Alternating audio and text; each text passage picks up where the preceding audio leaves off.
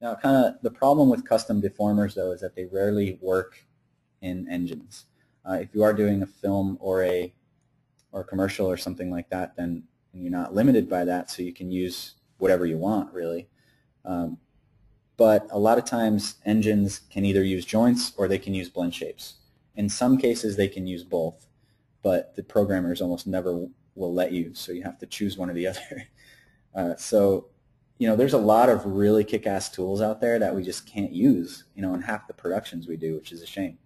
But, I'm hoping that in the future we'll have the ability to branch out a little bit, do more stuff. So, okay, David says, when using blend shapes, do you combine both blend shapes and joint-driven motions to fix in-betweens, or do you go to your modelers to make in-between blend shapes? It's a good question. I think it depends on the circumstance. I think, let's see.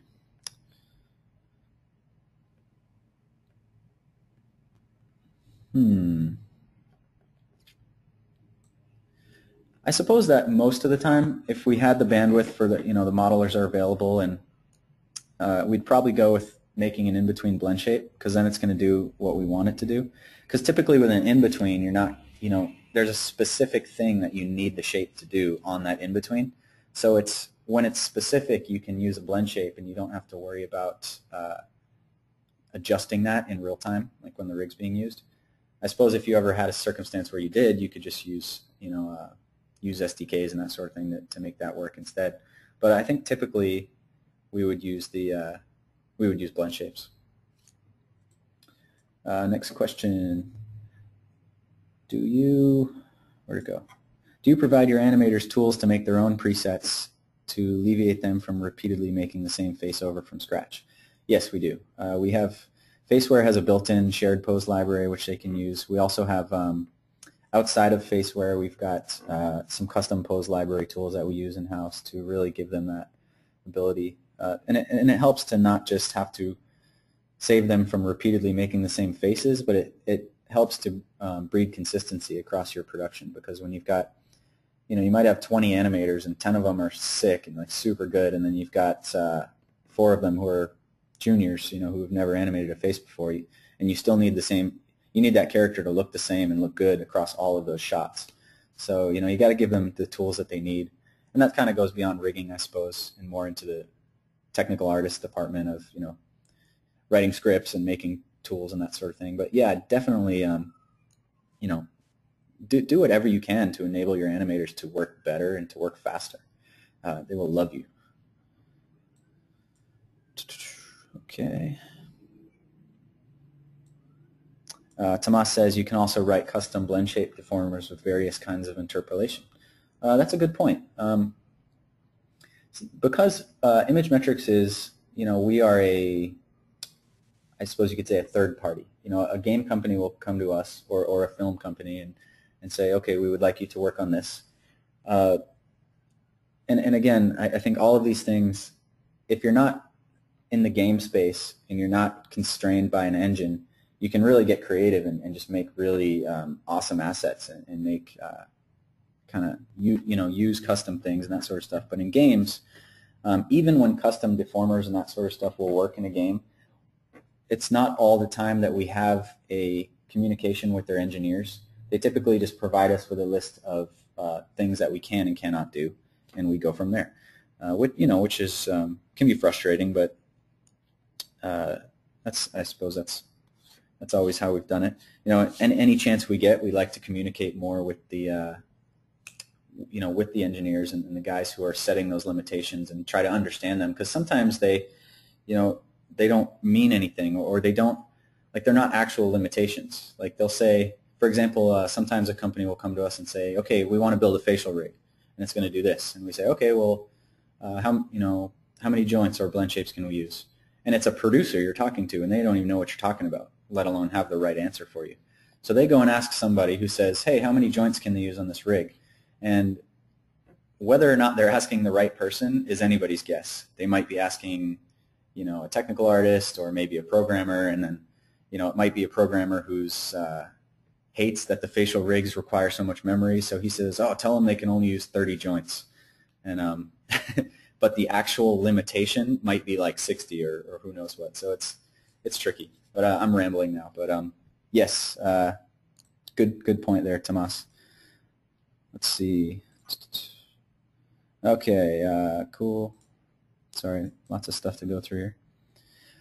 Okay, Peter says, do you have any controls for neck behavior when rotating the head, clenching of the throat, or swallowing? Would this be considered part of the face rig? Yes, I would say absolutely it does. Pretty much, well, what we consider the face rig is everything that you see right here.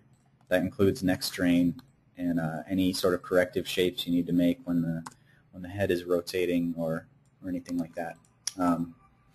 You know, maybe the rising of the muscles in the back of the neck and that sort of stuff. Swallows are good to have. I think this guy has a swallow somewhere. Where is it? Is it on here? I haven't used this guy in a while. Yeah, oh, it's got 4 of them. So, okay, I know that your refresh rate's probably not too good, but it looks like he's got a sequence of different swallows here that you can turn on. So yeah, that would definitely be considered part of the facial rig, and it's something we end up adding in and needing to do quite a lot, actually. Okay, Tomas posted another link, which I'll also put on the forum so you guys can check it out. Okay, Ricardo says, do you use a generic facial rig to help transfer animation between different characters? When we need to, yeah. For example, we worked on a game, a sports game that had about 1,000 different characters, and the same exact animation needed to play on all 1,000 players. You know, stuff like breathing and swallowing and just sort of generic ambient sort of stuff they'd be doing, you know, while in the game, you know, on the field or whatever. You know, like, yeah, and sort of reacting to different things. So we had to design the rig in a way that, you know, an interesting animation, a non-generic animation, was going to look good on 1,000 different characters. So in that case, we had to really make a sort of come at it with a generic approach and say, like, okay, well, you know, the master rig needs to be generic enough that on these really strange-looking players, it's not going to, you know, go look too weird or break the model or whatever. So, you know, in some cases, yes, we do have to go with more generic versions. Mohammed asks how much time you spent to make this facial rig. Let's see, this one, we actually have another character with the same mesh whose name is Vladiman, which is actually available on our forums. If you go to the Image Metrics forums here, there's a section called Training, and then there's a Character Rigs forum, which has a few free rigs that you can download. Now, the Victor rig is not on there yet, but the Vladiman one is, and he's the same mesh, and he's purely blend shape driven. This guy, I think he has joints for the eyes and the rotation of the head, but the rest of the rig is driven by blend shapes. Actually, for anybody curious too, this is one of our older style rigs where this GUI that you can see here, this was built off of the FACS system back when we used to build our rigs purely based off of the facial muscles, which worked pretty well for us for a while, but we sort of grew out of it, I guess you could say, and do it a little bit differently now. But it's a good example of how you can set up a rig that way, so definitely check that out if you're curious. But to go back to your question, we spent probably 3 or 4 weeks building the blend shapes on this guy, and then when we rebuilt him with the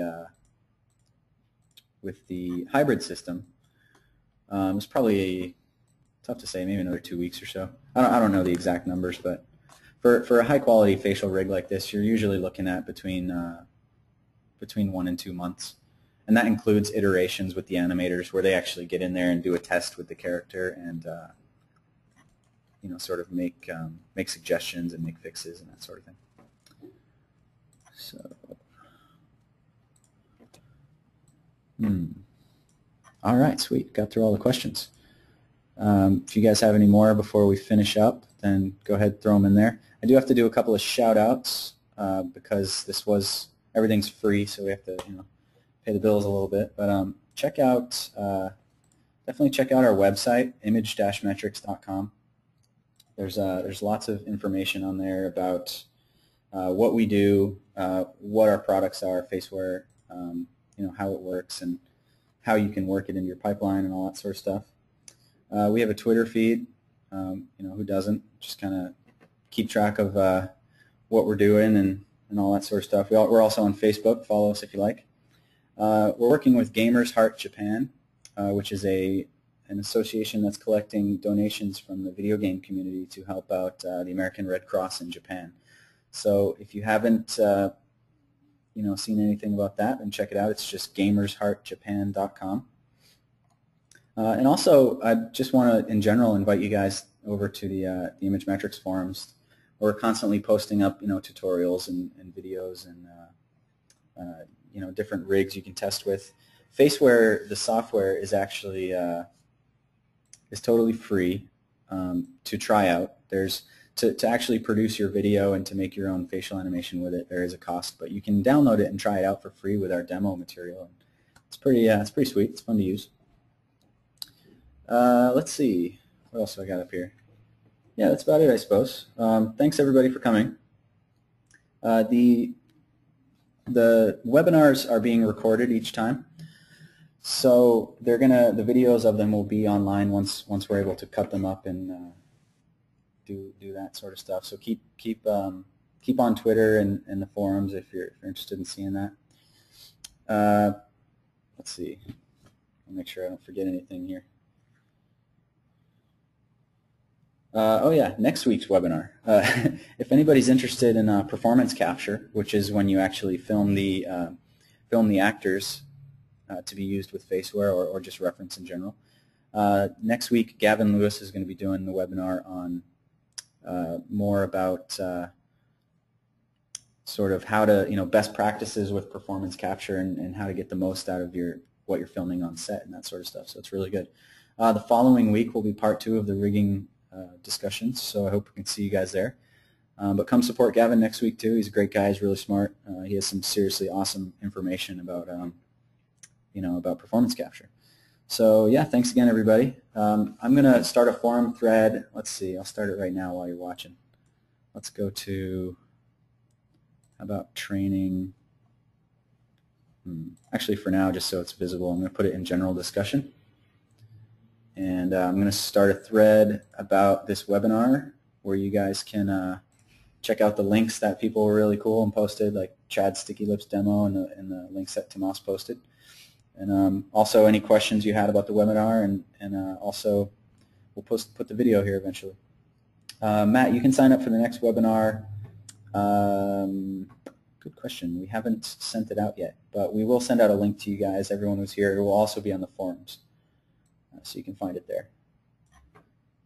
Anybody who's wants to talk to Peter Bush, who is the guy on the front lines of how you can actually work Faceware into your pipelines for your studios, you can reach him at peter.bush@image-metrics.com.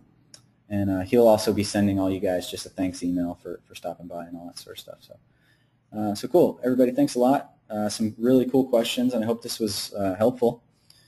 It wasn't meant to be a sort of this is how you build a facial rig. It was more just kind of like a discussion for people who already have a little bit of an idea about building rigs and just want to hear about our experiences doing that. The following rigging discussion is going to be a little bit more in depth on sort of the actual techniques that we've used for rigs. So I'm going to show you the Vladiman rig and the fax-based system that we've tried. I'll show you some rigs that we built using the Jason Osipa method, some of our pure joint rigs, and just some different examples that you can actually see how they work and the different results that they produce. So thank you very much, and I hope to see you guys at the next one.